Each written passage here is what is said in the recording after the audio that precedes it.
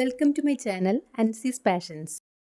ഒരു special breakfast ആയിട്ടോ അതല്ലെങ്കിൽ വിരുന്ന് സൽക്കാരത്തിന് വേണ്ടിയോ നോമ്പുതുറ സൽക്കാരത്തിന് വേണ്ടിയോ ഒക്കെ തയ്യാറാക്കാൻ പറ്റുന്ന വളരെ ടേസ്റ്റി ആയിട്ടുള്ളൊരു കോംബോയാണ് ഇന്നത്തെ റെസിപ്പി. ഒറോട്ടി അഥവാ തേങ്ങാപ്പത്തിരിയും ബീഫ് പെരട്ടും ആണ് ഇന്നത്തെ റെസിപ്പി. അപ്പോൾ വേഗം തന്നെ നമുക്ക് പ്രിപ്പറേഷൻ കണ്ടാലോ. ആദ്യം തന്നെ ബീഫ് പെരട്ടിനുള്ള ബീഫ് ഒന്ന് വേവിച്ചെടുക്കാം. ഇതിനു വേണ്ടി 2 പിടി ചുവന്നുള്ളി ചതച്ചത് ഒരു കൽച്ചട്ടിയിലേക്ക് ഇട്ട് കൊടുക്കുന്നുണ്ട്. ഇതിലേക്ക് 1 ഇഞ്ച് നീളമുള്ള ഒരു കഷ്ണം ഇഞ്ചി ചതച്ചത്, 10 അല്ലി വെളുത്തുള്ളി ചതച്ചത്, 1 തണ്ട് കറിവേപ്പില, 1/2 ടീസ്പൂൺ മഞ്ഞൾപ്പൊടി, 1 ടീസ്പൂൺ പെരിഞ്ജീരകപ്പൊടി, 2 teaspoon Kashmiri chilli powder, 3 teaspoon മല്ലിപ്പൊടി, പാകത്തിനുള്ള ഉപ്പ്, 1 ടീസ്പൂൺ വെളിച്ചെണ്ണ എന്നിവ ചേർക്കുക.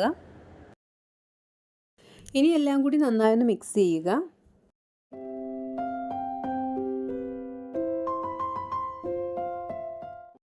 ഇനി ഇതിലേക്ക് നന്നായി ക്ലീൻ ചെയ്ത് വെച്ചിരിക്കുന്ന 3/4 കിലോ പോത്തിറച്ചിയാണ് ചേർക്കുന്നത്.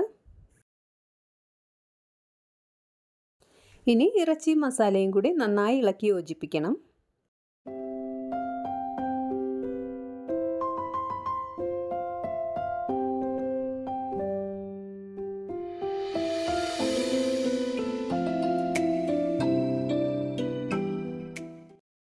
ഇതിലേക്ക് 1/2 ടീസ്പൂൺ ഗരം മസാല പൗഡർ കൂടി ചേർത്ത് മിക്സ് ചെയ്യണം.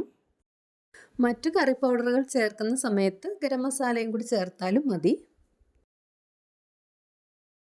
എല്ലാം കൂടെ നന്നായി മിക്സായി വന്നു കഴിഞ്ഞാൽ ചട്ടി അടുപ്പിലേക്ക് മാറ്റാം. ഇനി ഇത് നന്നായി ഒന്ന് തിളച്ച് ഇറച്ചിയിലെ വെള്ളമൊക്കെ ഒന്ന് ഇറങ്ങി വരുന്നത് വരെ മൂടി വെച്ച് വേവിക്കാം. ഇപ്പോൾ ഒരു 15 മിനിറ്റ് കഴിഞ്ഞിട്ടുണ്ട്. ഇതൊന്ന് തുറന്ന് നോക്കാം. ഇറച്ചിയൊക്കെ നന്നായി തിളച്ച് അതിലെ ഗ്രേവിയൊക്കെ ഇറങ്ങി വന്നിട്ടുണ്ട്. ഇപ്പോൾ നമ്മളിതിലേക്ക് വെള്ളമൊന്നും ഒട്ടും ചേർത്തിട്ടില്ല. ഇറച്ചിയിലെ വെള്ളം തന്നെയാണ് ഇറങ്ങി വന്നിട്ടുള്ളത്. ഇനി ഇറച്ചി നന്നായി വെന്ത് വരുന്നതിന് വേണ്ടി നികക്കെ ചൂടുവെള്ളം ഒഴിച്ചു കൊടുക്കാം. ഞാനിവിടെ 2 കപ്പ് ചൂടുവെള്ളം ഒഴിച്ചു കൊടുക്കുന്നുണ്ട്. ഇനി നന്നായി ഒന്ന് ഇളക്കി യോജിപ്പിച്ച ശേഷം മൂടി വെച്ച് വേവിക്കാം.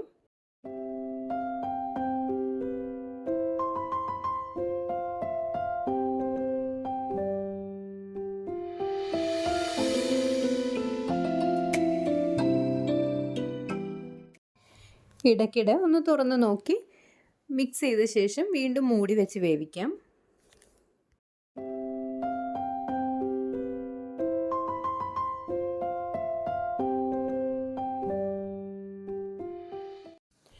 ഇപ്പോൾ ബീഫൊക്കെ ഒരു 3/4 ഭാഗം വെന്ത് കിട്ടിയിട്ടുണ്ട്.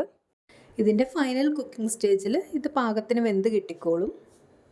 ഇനി ഇത് അടുപ്പിൽ നിന്നും ഇറക്കി വയ്ക്കാം. ഒറോട്ടി ഉണ്ടാക്കിയതിന് ശേഷം ബീഫ് പെരട്ട് തയ്യാറാക്കാം. ആദ്യം തന്നെ ഒറോട്ടിക്കുള്ള പൊടി ഒന്ന് വാട്ടിയെടുക്കാം. ഞാനിവിടെ മെഷർമെൻറ്റ് കപ്പിൻ്റെ അളവിൽ 4 കപ്പ് വെള്ളമാണ് വെച്ചിട്ടുള്ളത്. ഇതിലേക്ക് പാകത്തിനുള്ള ഉപ്പ് ചേർത്ത് കൊടുക്കുക.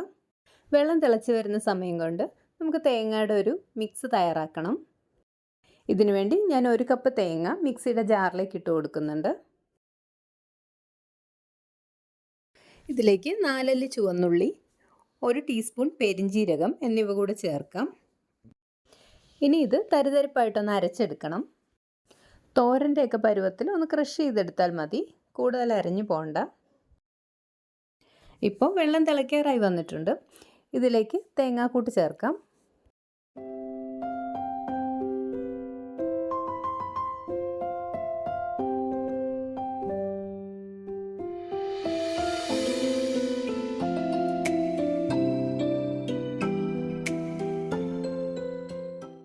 ഈ സമയം ഉപ്പ് ചെക്ക് ചെയ്ത ശേഷം പോരാതെ ഉണ്ടെങ്കിൽ ചേർത്ത് കൊടുക്കുക.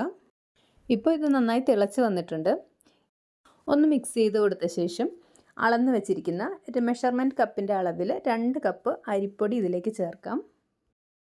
പത്തിരിക്കൊക്കെ പൊടി വാട്ടിയെടുക്കുന്ന രീതിയിൽ ഇതൊന്ന് വാട്ടിയെടുക്കണം. ഇതിലേക്ക് ഒരു 2 ടീസ്പൂൺ വെളിച്ചെണ്ണ ചേർത്ത് കൊടുക്കുന്നുണ്ട്. നിങ്ങൾ ഗ്യാസ് സ്റ്റൗവിൽ വെച്ചാണ് പൊടി വാട്ടിയെടുക്കുന്നതെങ്കിൽ വെള്ളം തിളച്ച് കഴിയുമ്പോൾ ഒരു മീഡിയം ഫ്ലെയിമിൽ വെച്ച ശേഷം പൊടി വാട്ടിയെടുക്കുക. ഒരു 2 മിനിറ്റിന് ശേഷം ഞാൻ ഈ പൊടി നന്നായി ഇളക്കി കൂട്ടിയെടുക്കുന്നുണ്ട്. ഓരോരുത്തരും എടുക്കുന്ന പൊടിക്ക് അനുസരിച്ച് വെള്ളത്തിൻ്റെ അളവിൽ ചെറിയ വ്യത്യാസങ്ങളുണ്ടാകാം. വെള്ളം പോരാതെ ഉണ്ടെങ്കിൽ കുറച്ച് വെള്ളം തിളപ്പിച്ച് ഇതിലേക്ക് ചേർത്ത് മിക്സ് ചെയ്യാം. എനിക്കിത് കറക്റ്റ് അളവായിരുന്നു. ഇനി വാട്ടിയ പൊടിയുടെ ചൂട് കുറച്ചൊന്ന് ആറി വരണം, എങ്കിലും നമുക്കൊന്ന് കുഴച്ചെടുക്കാൻ പറ്റുള്ളൂ. അതിനുവേണ്ടി ഞാനിതൊരു കുറച്ചുകൂടെ വിസ്താരമുള്ള ഒരു പാത്രത്തിലേക്ക് മാറ്റുന്നുണ്ട്.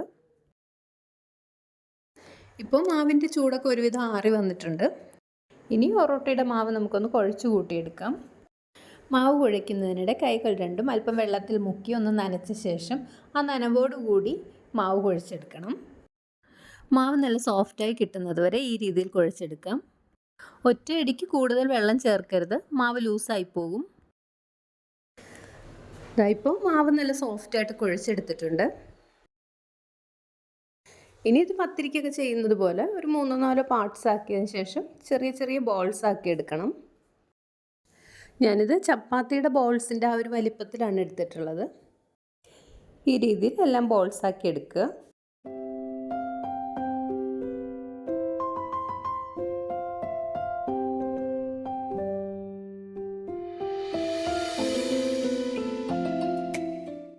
ഇപ്പോൾ മാവെല്ലാം ബോൾസ് ആക്കി എടുത്തിട്ടുണ്ട്.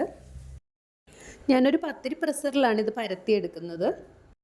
ചപ്പാത്തിയും പത്തിരിയൊക്കെ പരത്തുന്ന പോലെ പലകയിൽ വെച്ച് വേണേലും പരത്തിയെടുക്കാം. പ്രസ്സറിൽ പരത്തിയെടുക്കുമ്പോൾ കാര്യങ്ങൾ കുറച്ചുകൂടെ ഈസി ആവുമെന്ന് മാത്രം. അതുപോലെ തന്നെ പത്തിരിയുടെ അത്രയും കനം കുറച്ചെടുക്കേണ്ട ആവശ്യമില്ല, ഒരല്പം കൂടി കട്ടിയിലാണ് ഇത് ചെയ്തെടുക്കുന്നത്. ഞാനിവിടെ അടുപ്പിലേക്ക് ഒരു ഇരുമ്പ് തവ ചൂടാകാൻ വേണ്ടി വെച്ചിട്ടുണ്ട്. ചൂടായ തവയിൽ ഒരല്പം ഓയിലൊന്ന് സ്പ്രെഡ് ചെയ്ത് കൊടുക്കാം. ശേഷം പ്രസ് ചെയ്ത് ഒറോട്ടി ഇതിലേക്ക് നിരത്തിയ ശേഷം 2 വശവും തിരിച്ചും മറിച്ചിട്ട് പത്തിരി ചുടുന്ന പോലെ ചുട്ടെടുക്കുകയാണ് ചെയ്യുന്നത്.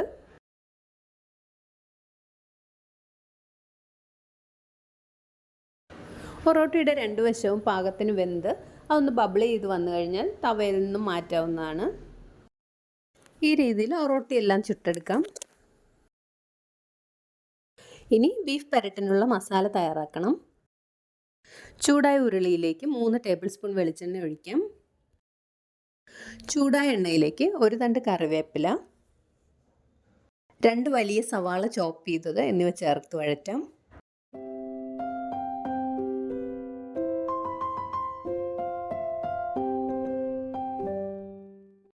സവാള ഒന്ന് വഴന്നു വന്നു കഴിഞ്ഞാൽ അതിലേക്ക് 1 ടേബിൾ സ്പൂൺ ഇഞ്ചി ചോപ്പ് ചെയ്തത്, 1 ടേബിൾ സ്പൂൺ വെളുത്തുള്ളി ചോപ്പ് ചെയ്തത്, 3 പച്ചമുളക് അരിഞ്ഞത് എന്നിവ ചേർക്കുക. ഇനി ഇത് നന്നായിട്ട് വഴറ്റിയെടുക്കണം.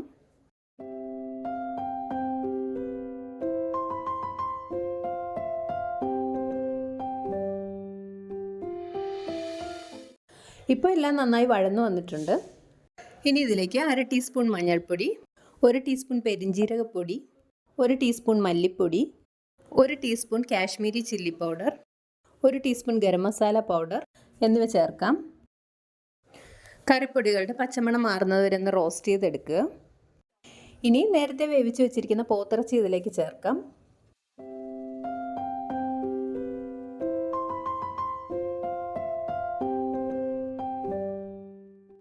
ഇറച്ചിയെല്ലാം ചേർത്ത ശേഷം ഇത് തീക്കനലിൽ വെച്ച് ഒന്ന് വരട്ടിയെടുക്കണം. ഗ്യാസ് സ്റ്റൗവിലാണ് കുക്ക് ചെയ്യുന്നതെങ്കിലും മീഡിയം ഫ്ലെയിമിൽ വെക്കണം.